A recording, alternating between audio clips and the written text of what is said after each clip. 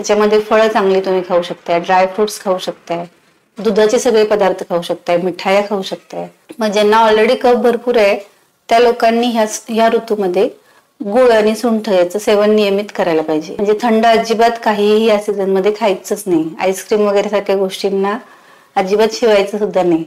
आणि स्किनसाठी, केसांसाठी, डोळ्यांसाठी, वय टिकवून ठेवण्यासाठी म्हणजे त्वचेवरती सुरकुत्या न पडून देण्यासाठी आवळा बेस्ट आहे. काय अवॉइड कराल या सीझन मध्ये? तर थंड सगळे पदार्थ नाही खायचे, फर्मेंटेड काही खायचं नाही.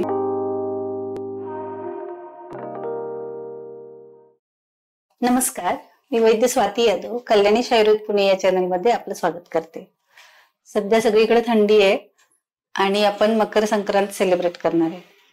तर हे सेलिब्रेट करण्यापाठीमागं काही शास्त्रीय कारण आहे का, किंवा आताच्या लोकांना हेच खा म्हटलं तर का खावं, ह्याच्याविषयीचं जे काही नॉलेज पाहिजे असेल त्यासाठी आपण हा व्हिडिओ बनवलाय. पूर्ण वर्षभरामध्ये दक्षिणायन आणि उत्तरायण असे दोन भाग केले जातात. त्यातलं दक्षिणायनचा शेवटचा जो ऋतू आहे तो म्हणजे हेमंत आणि उत्तरायणचा पहिला ऋतू म्हणजे शिशिर. हे 4 महिने पूर्ण वर्षभरातले सगळ्यात जास्त बल देणारे असतात. म्हणजे त्या ऋतूमध्ये आपल्याला ऋतूमुळे जो काही परिणाम होतोय आपल्या शरीरावर तो पॉझिटिव्ह होत असतोय. तुम्हाला ऋतूकडून एनर्जी मिळत असते. ही जी थंडी आसपास असते त्याच्यामुळे आपले जे काही सगळे रंध्र आहेत, त्वचेवरचे जे छिद्र आहेत ते सगळे पॅक होतात आणि आपला अग्नी आतल्यात कोंडला जातोय आणि त्यामुळे अतिशय चांगली भूक लागते.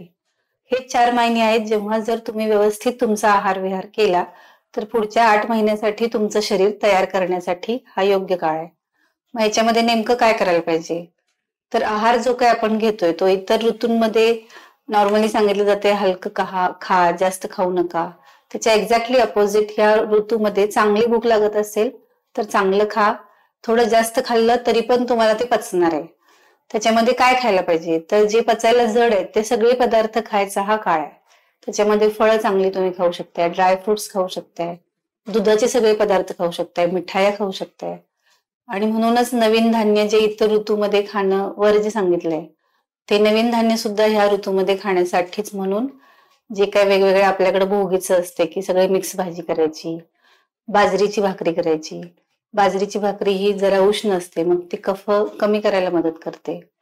ह्या ह्यामध्ये थंडीमुळे कफ साठत असतोय आणि जो नेक्स्ट वसंत ऋतू येतोय तेव्हा तो पातळ होणार असतोय. मग ज्यांना ऑलरेडी कफ भरपूर आहे त्या लोकांनी ह्या ऋतूमध्ये गुळ आणि सुंठ याचं सेवन नियमित करायला पाहिजे.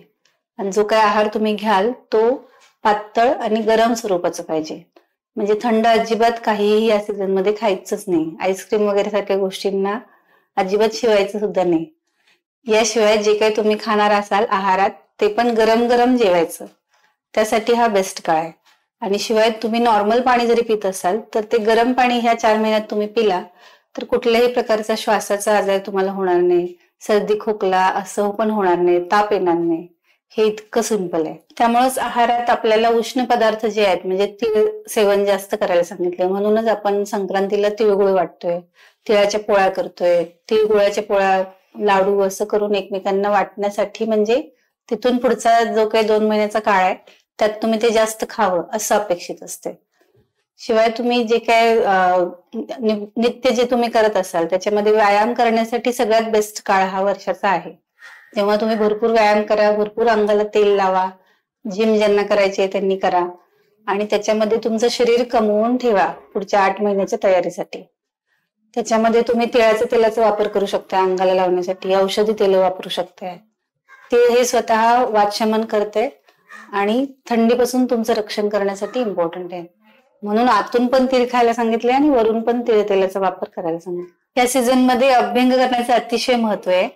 कारण जो वात वाढलेला असतोय तो कमी करणं आणि तुमची एनर्जी टिकवून ठेवणं ह्याच्यासाठी अभ्यंग अतिशय महत्वाचं आहे. यावरती आम्ही एक वेगळा व्हिडिओ केलाय, तो तुम्ही जरूर रेफर करा. गोड चवीचे पदार्थ या सीझन मध्ये जास्त खायचे. मग तुम्ही डिंकाचे लाडू खा, रव्याचे खा, बेसनचे खा, वेगवेगळे ड्रायफ्रुट्सचे लाडू चांगल्या पद्धतीने खाऊ शकते. त्याचसोबत तुरट जे काय आहे ते पण खायला सांगितले. मग तुरट मध्ये सगळ्यात बेस्ट आवळा आहे. तर आवळ्यापासून बनवणारे च्यवनप्राश या 4 महिन्यात जर तुम्ही खाल्लं तर वर्षभर तुमची इम्युनिटी चांगली राहील, भूक चांगली लागून राहील आणि इतर छोटे मोठे जे आजार होतात ते तुम्हाला बिलकुल होणार नाहीत. अगदी लहान मुलांना पण तुम्ही रोजच्या रोज च्यवनप्राश दिलं तर ह्या सीझन मध्ये चालणार आहे. आणि ह्या सीझन मध्ये कच्चे आवळे पण तुम्ही खाऊ शकताय, पण ते बघून, म्हणजे फार आवळे जर खाल्ले तर जुलाब होऊ शकतात. म्हणे प्रत्येकाने आपापल्या शरीरानुसार ते ठरवावं. पण कच्चे आवळे सुद्धा वयस्थापन म्हणून सांगितलं, जे तुम्हाला पूर्ण वर्षभरासाठी तुमची एनर्जी टिकवून ठेवायला मदत करतील. त्याच्यामध्ये मोरावळा वापरायचे. तो मोरावळा सर्व चवींचा असतोय, त्याच्यात फक्त खारटपणा नसतोय, बाकी सगळ्या चवी त्याच्यामध्ये भरपूर असतात. आणि स्किनसाठी, केसांसाठी, डोळ्यांसाठी, वय टिकवून ठेवण्यासाठी, म्हणजे त्वचेवरती सुरकुत्या न पडून देण्यासाठी आवळा बेस्ट आहे. त्यामुळे ह्या सीझन मध्ये आवळा कंपल्सरी खायला पाहिजे. आणि मार्केटमध्ये तेव्हा तो उपलब्ध पण असतोय. मग त्याचं तुम्ही आवळा कॅन्डी खा, लोणचं करून खा, च्यवनप्रकाशच्या रूपात खा, मोर आवळा खा, कसाही आवळा खायलाच पाहिजे. काय अवॉइड कराल या सीझन मध्ये? तर थंड सगळे पदार्थ नाही खायचे, फर्मेंटेड काही खायचं नाही, आणि जे काही फास्ट फूड कॅटेगरीतले ते खायचं नाही, कारण त्याच्यामध्ये न्यूट्रिशन्स कमी असतात. म्हणजे तुम्हाला चांगली भूक लागली आहे आणि तुम्ही चहा ब्रेड खात बसलाय, त्याचा काही उपयोग नाही.